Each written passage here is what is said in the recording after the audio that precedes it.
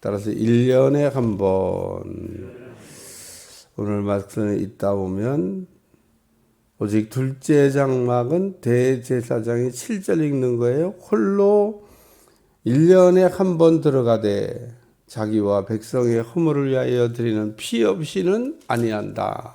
그러면서 오늘 읽은 말씀 가운데 핵심 포인트 같은 말씀입니다. 우리가 앞에서 생각했던 히브리 7장 멜기세덱의 반차를 따르는 대제사장 되시는 예수님이 계시다. 레위 지파 아론의 반차를 따르는 대제사장으로 온전하게 될 수 있다 그러면 멜기세덱의 반차를 따르는 대제사장 되시는 예수님이 오실 필요가 있겠냐. 이게 7장. 8장은 8장의 중요한 거는 첫 번째 언약이 무음하였더라면 그런 말씀이 나와요. 7절에 저 첫 언약이 무음하였더라면 새 언약이 뭐가 필요하겠냐. 그러면서 첫 번째 언약과 새 언약을 비교하고 있습니다. 율법을 주신 게 첫 번째 언약입니다. 오늘은 이제 9장으로 넘어와서 9장은 첫 언약에도 그러면서 섬기는 예법과 세상에 속한 성소가 있었다. 그러면서 율법을 주실 때 그 율법의 첫 언약에도 섬기는 예법 그리고 세상에 속한 성소가 있었다. 이 성소란 말을 쓴 거는 3절에 지성소란 말이 있기 때문에 구별하여 쓴 겁니다. 성소와 지성소는 달라요. 지금은 이렇게 성소와 지성소의 구별이 없이 휘장을 이렇게 없앴습니다만은 제가 서 있는 곳과 여러분이 있는 곳을 구별해 놨어요. 제가 서 있는 곳을 지성소, 여러분이 서 있는 곳을 성소. 그래서 성막을 우리가 보게 되면 성소와 지성소가 구별되어 있고 성소까지 들어갈 수 있는 사람은 제사장은 들어갈 수 있습니다.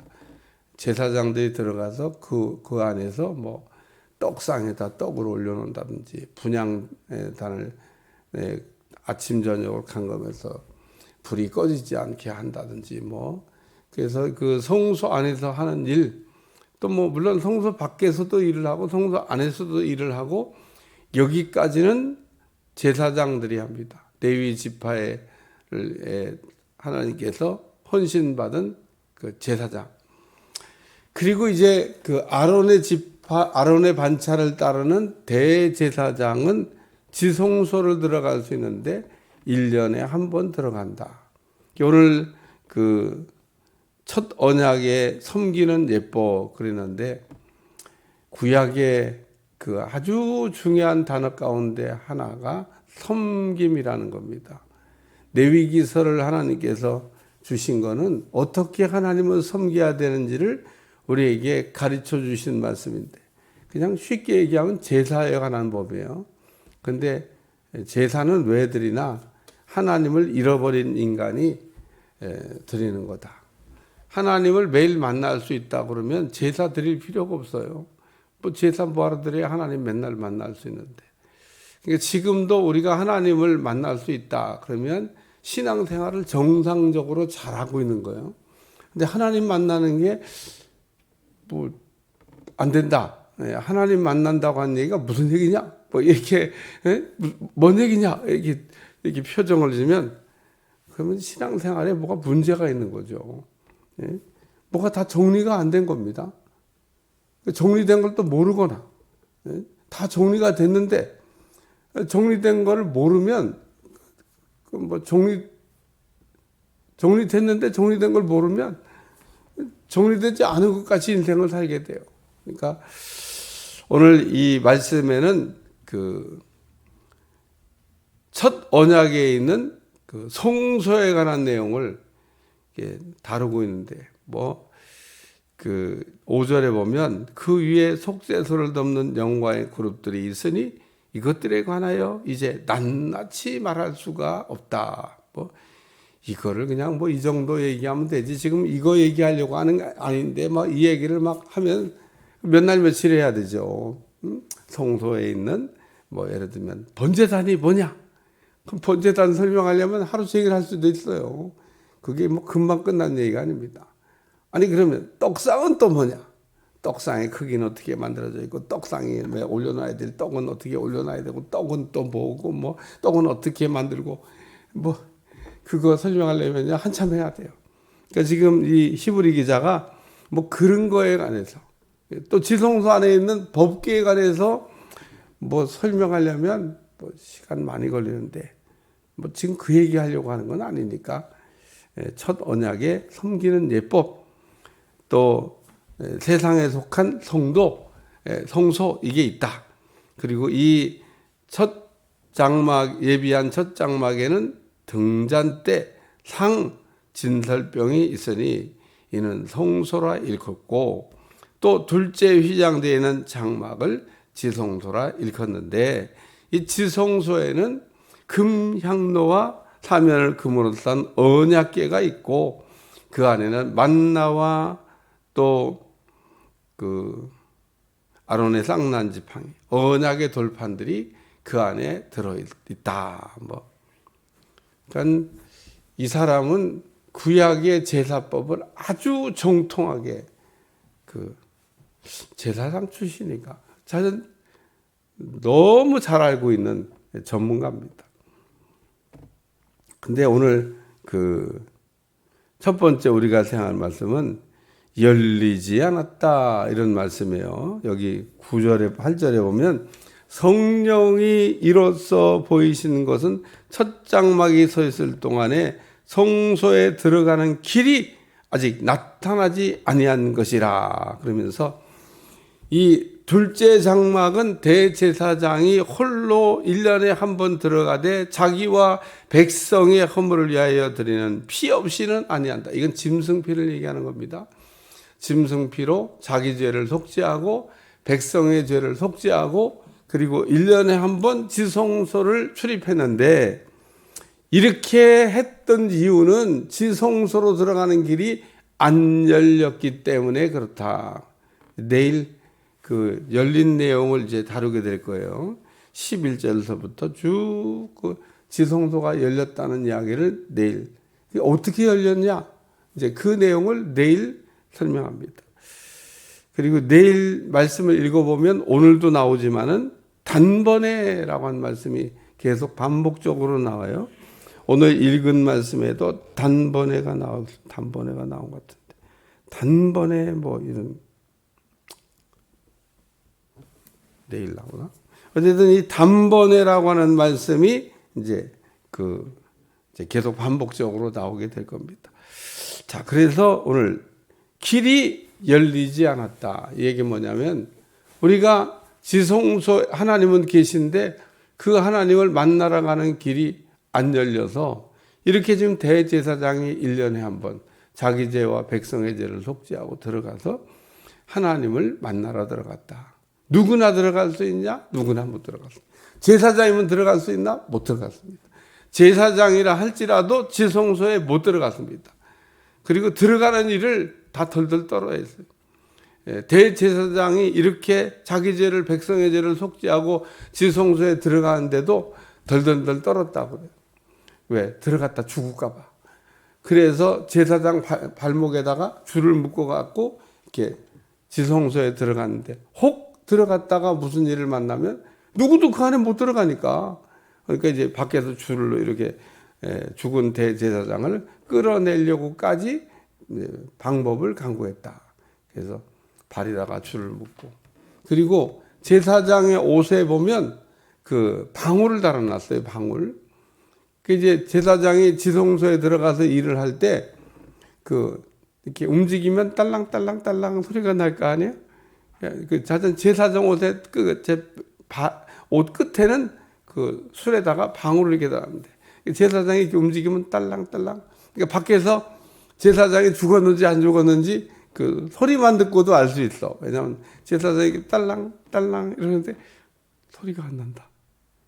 죽었나? 그러니까 이게 죽고 안 죽고를 근데 하나님이 옷을 만들 때 방울을 달아서 그 사람이 다른 게 아니에요. 하나님이 거기 방울을 달아라. 그래서 제사장 옷에 방울. 일을 할 동안은 딸랑딸랑 소리가 움직일 때마다 소리가 나. 그러니까 제사장이 안에서 일을 잘하고 있구나. 뭐 귀를 이렇게 쫑긋 하는 거죠. 뭐 들어갈 수는 없으니까 이렇게 딸랑딸랑. 아직 살아 계시구나. 그래서 이제 제사장들이 1년에 한 번씩 속죄제를 드리고 나왔는데 성경을 보면 죽은 사람은 없어요. 대제사장 들어갔다가 이렇게 다 살아났습니다. 근데 오늘 이게 그 길이 열리지 않았다.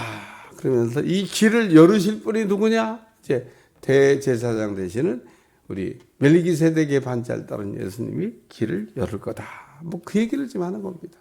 두 번째는 여기 9절에 이 장막은 현재까지의 비온이 이에 따라 드리는 예물과 제사는 섬기는 자를 그 양심상 온전하게 할 수가 없다. 제사는 대제사장이 이렇게 자기를 속죄하고 백성을 속죄하는 제사를 드리면은 온전한 속죄제를 드린 거냐? 그게 아니라는 겁니다. 여기 보니까 그 양심상 온전하게 할 수 없느니라. 양심까지 새롭게 됐냐? 양심은 새롭게 된 게 아니라는 거예요. 그러니까 다 변한 게 아니다. 그런 얘기입니다. 제사를 통해서 그 깨끗하게 하긴 했는데 그 깨끗하게 한 게 그럼 완벽하게 깨끗하게 됐냐? 그러면 예수님 오실 필요 없죠. 이 속죄가 됐는데 예수님. 근데 그 속죄를 뭐로 했냐? 짐승을 잡아서 속죄를 했다는 겁니다.